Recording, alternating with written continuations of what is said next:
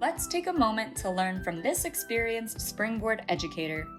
When working with guided practice for a family workshop virtually, it gets a little tricky to manage. So one of the things that we have been working on when we did the virtual workshops is when we would start the guided practice part, we would model that skill with one of the students on the call.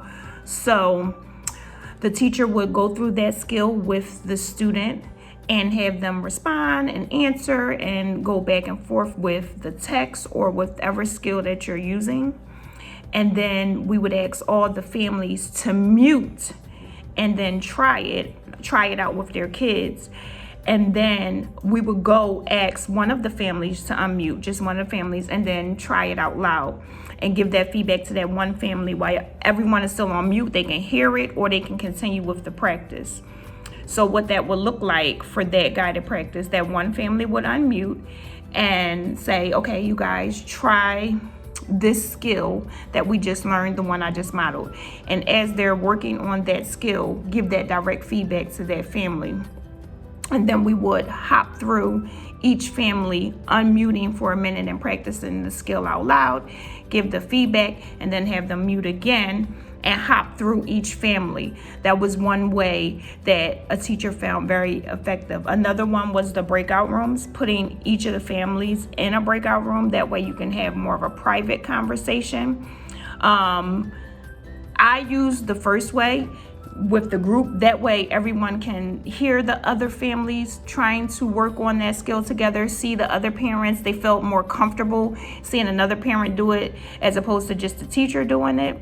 So with that guided practice virtually, it's kind of two ways, either the breakout rooms or the whole group. The whole group was helpful because parents like to see the other parents working with their students as well. So when it gets to them, they're not so intimidated or feeling like, oh, no, I'm doing it wrong, or, I'm doing it right.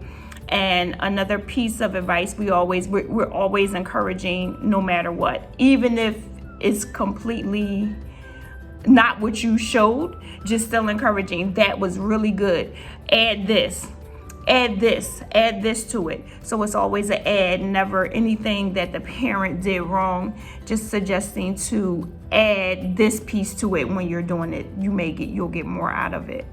So that guided practice workshop is really a big piece, and it's really important to really have time with each individual family, even though it's still online and virtual, because that will give the families a better sense of if they're doing it the way that they should, and give you a sense of if you are really modeling a skill or giving them the skill the right way so they can receive it.